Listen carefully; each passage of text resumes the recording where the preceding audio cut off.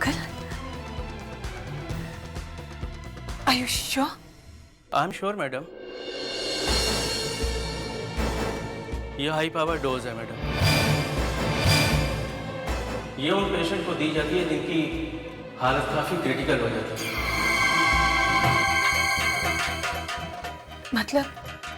मतलब मैं अपने एक्सपीरियंस से बता सकता हूँ कि ये डोज लेने वाला पेशेंट अगर अपने काबू से बाहर हो जाए तो वो किसी के लिए भी जान का खतरा बन सकता है।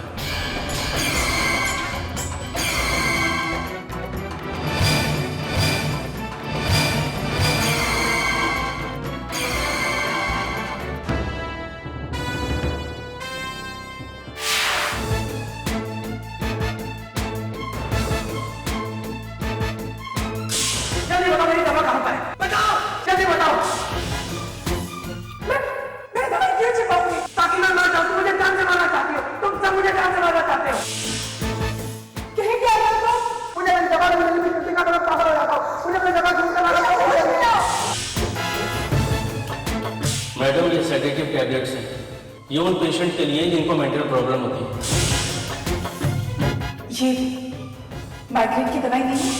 ये उन पेशेंट को दी जाती है जो पागल हो जाते हैं।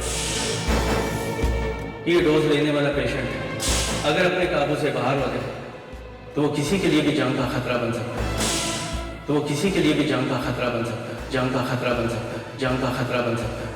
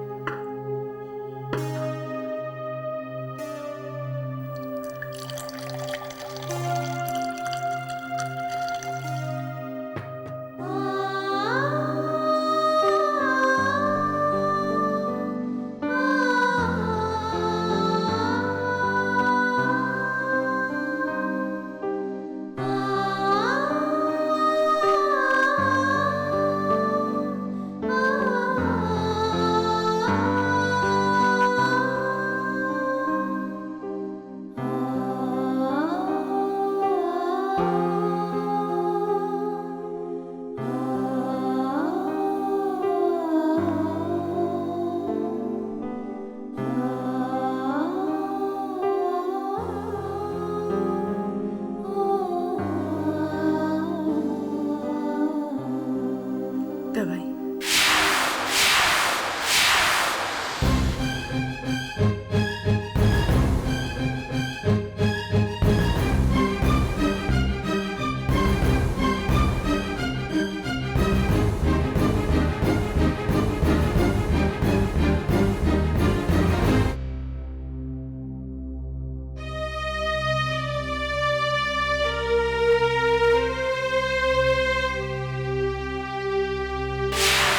कह रहा हूं ना श्रीनिवास जी, पैसा 2 दिन में कुसुमपुर पहुंच जाएगा।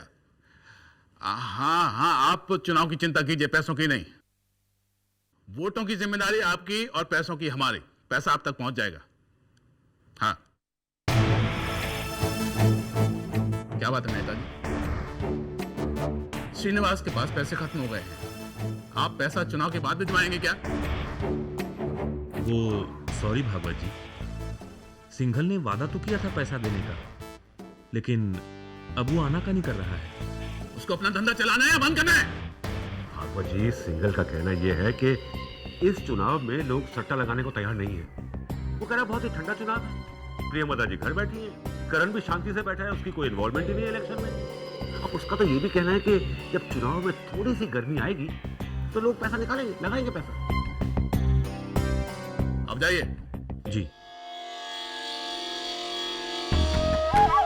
पंडित जी, हमें इस चुनाव को गर्म करना होगा और इसे गर्म करने के लिए मुझे आपकी मदद की जरूरत पड़ेगी। ऐसा कीजिए, आप एक प्रेस कॉन्फ्रेंस बुलवाइए। चिंगारी यहां लगेगी और लपटें कुसुमपुर में दिखाई देगी। हाँ, फिर वो कुसुमपुर की रिपोर्ट अभी तक पहुंची क्यों नहीं? हाँ ठीक है, मैं फोन करता हूँ। जन अभियान पार्टी से निष्कासित पुराने और अनुभवी नेता श्री रघुनंदन त्रिपाठी ने जन सेवक पार्टी की सदस्यता को स्वीकार कर लिया है। जनसेवक पार्टी ज्वाइन करते वक्त श्री रघुनंदन त्रिपाठी जी ने जन अभियान पार्टी पर ये इल्जाम लगाया कि उन्हें सच्चाई की कीमत चुकानी पड़ी है। जन अभियान पार्टी में अपनी 20 साल की वफादारी का ये इनाम उन्हें भ्रष्टाचार के खिलाफ आवाज उठाने के बदले मिला है। श्री रघुनंदन त्रिपाठी जी ने कहा कि वे जब होम मिनिस्टर थे तब प्रियमदा देवी ने उन पर दबाव डालकर पुलिस इंस्पेक्टरों की भर्ती में हर कैंडिडेट से 10-10 लाख रुपए की रिश्वत खाई।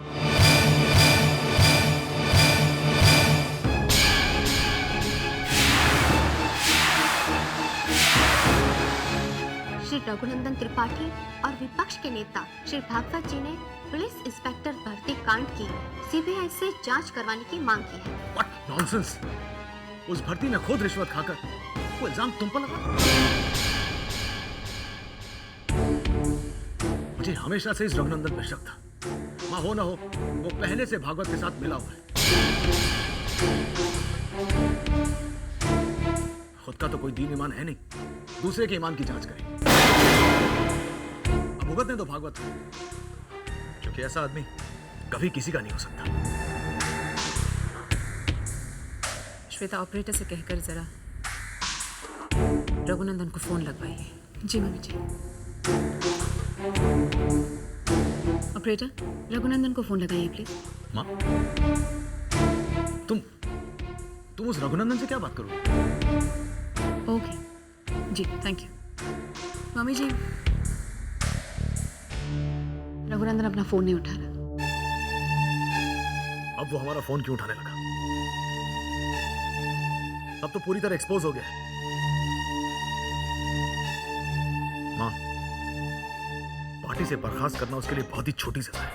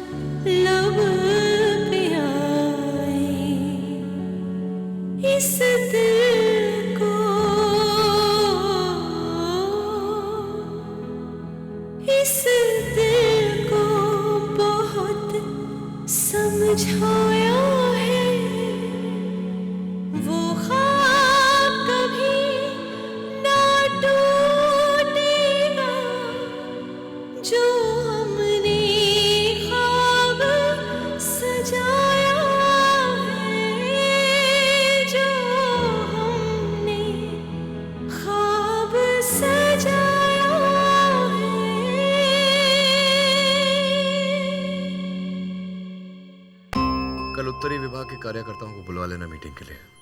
अगले 3 दिन हम उत्तरी विभाग पर कॉन्सेंट्रेट करेंगे और उनसे कहिएगा कि वहां के तमाम वोटर्स की लिस्ट लेकर आए। वो जो जिला है हमारा वहां, एक्सक्यूज मी। हाँ उर्वशी बोलो। कुणाल, आप इतने बिजी हो गए हैं कि आपके पास मेरे से बात करने तक का वक्त नहीं है। ऐसा कुछ नहीं उर्वशी, दरअसल पार्टी का काम बहुत जोरों शोरों से चल रहा है, वक्त का पता ही नहीं लगता।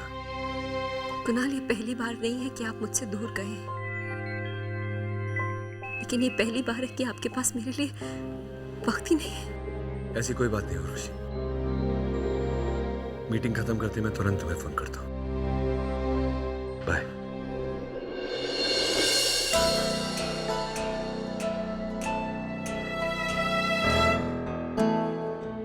कुणाल की बातें खत्म ही नहीं होती थी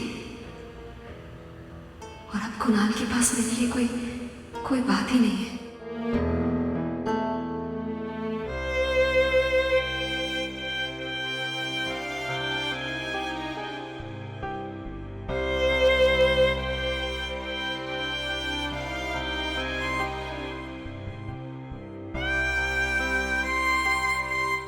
तुम्हारी खामोशी बिल्कुल सहन नहीं हो रही है। मन में एक गिल्ट हो रहा है, एक पछतावा।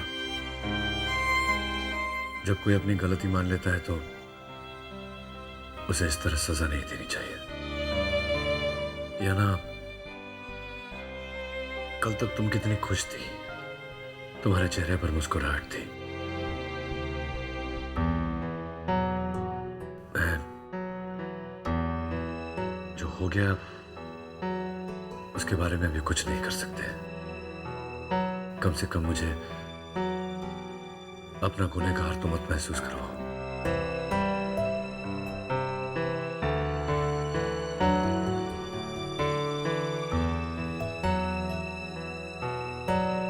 इस तरह नजरें मत चुराओ यार, मुझसे बात करो, पहले की तरह मुस्कुराओ। तुम हमेशा मुझे कॉफी बनाकर पिलाती थी ना, आज मैं तुम्हारे लिए कॉफी बनाकर लाया हूं। लो पियो।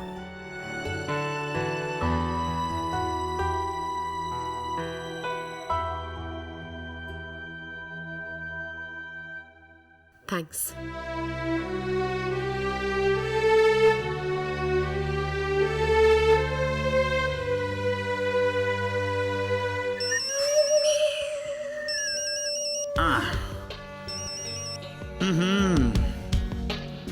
हेलो बहना, क्या बात है बहना, मैं तुम्हें याद कर रहा था। वो कहते हैं ना, दिल से दिल को राह होती है। हुक्म कीजिए। तुम बातें बहुत ज्यादा करते हो, काम कम। इस काम के लिए तुम्हें वहां भेजा तो तुमने वो काम तो किया नहीं, एक बार भी मुझे फोन नहीं किया। तुम्हें मेरी जरा भी फिक्र है या नहीं टोनी?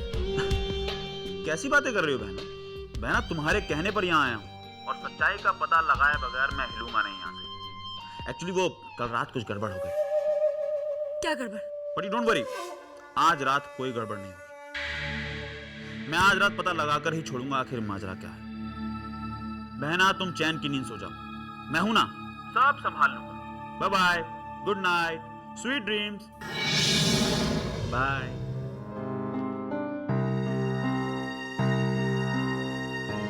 क्या जानना चाहती हो तुम? क्या छुपा रहा हूं मैं तुमसे, बताओ। ऋषभ, दुनिया में ये जो पति पत्नी का रिश्ता है, इसके बीच कभी कोई झूठ की दीवार या कोई पर्दा नहीं होना चाहिए। और अभी तो हम इतने करीब भी आ गए हैं।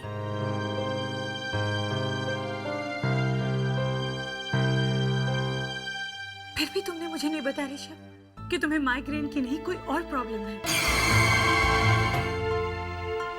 मैं तुम्हें क्या बताता कृतिका, जबकि मुझे हमारे रिश्ते का दायरा ही नहीं पता। बचपन से लेकर आज तक मुझे यही नहीं पता था कि हमारा रिश्ता दोस्ती का है या प्यार का। और जब ये रिश्ता दोस्ती का भी था, तब भी तुमने कभी अपने प्रॉब्लम्स मुझसे शेयर नहीं की। तो ऐसे में मैं अपने प्रॉब्लम्स तुमसे कैसे शेयर करता? और तुम्हें लगता है कि मैंने तुमसे झूठ बोला, लेकिन मुझे लगता है कि मैंने एक छोटी सी बात तुम्हें नहीं बताई। बस तुम्हें ये इतनी मामूली बात लगती है ऋषभ? मेरी जिंदगी में मामूली तो कुछ भी नहीं है कृतिका, लेकिन तुम ही बताओ, इसमें मेरा क्या दोष है? मुझे तो नहीं पता था कि उस दिन हमारी शादी होने वाली है। तुमने अचानक शादी का फैसला कर लिया। अब मुझे वक्त ही नहीं मिला कि मैं तुम्हें बताता कि मुझे कोई तकलीफ है, मुझे चक्कर आते हैं, मेरा सर घूम जाता है। क्या बताता तुम्हें और कब बताता? शादी के बाद भी हम एक दूसरे के साथ काफी वक्त बिताया है ऋषभ, अकेले में। मैं तुम्हें बार बार पूछती गई क्या प्रॉब्लम है बताओ, और तुम हर बार बात को टालते गए और झूठ बोलते गए। झूठ झूठ झूठ, तुम मेरे पीछे क्यों पड़ गई हो कृतिका? तुम कहना क्या चाहती हो कि मैं झूठ बोलता हूँ, तुम्हें धोखा दे रहा हूँ? हाँ, क्या करोगी तुम? पापा को बोल दोगी? हाँ, मुझे पिटवाओगी तुम? मुझे पिटवाओगी पापा से?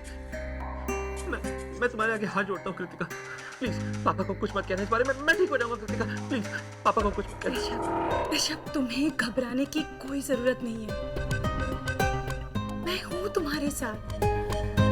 लेकिन अगर तुम मुझे सच नहीं बताओगे तो मुझे मजबूरन खुद पापा से बात करनी पड़ेगी। कृतिका प्लीज पापा से बात मत करना। Oh my God. हाँ ऋषभ, सब ठीक है ना कुसुमपुर में? नहीं पापा, ठीक नहीं है। कृतिका को मेरी बीमारी और मेरी दवाई के बारे में सब पता चल गया।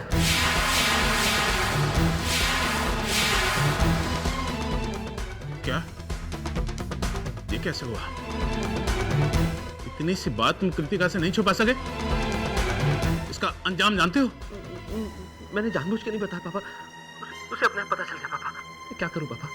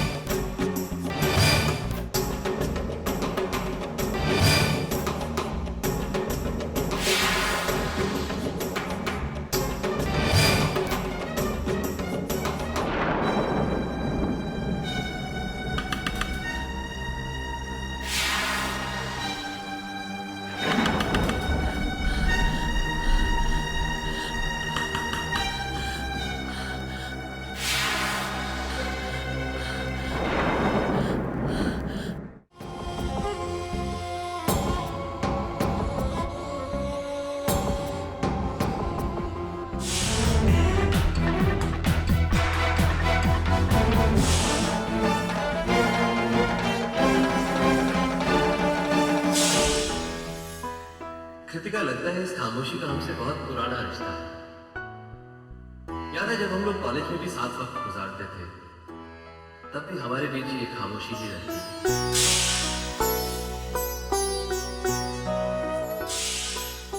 तुम्हारे प्यार का ये नतीजा निकला है कि तुम उससे सच्चा प्यार करते हो।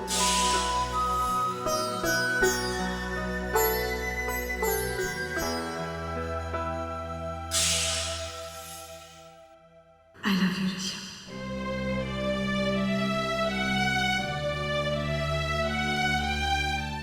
I love you too, Kritika.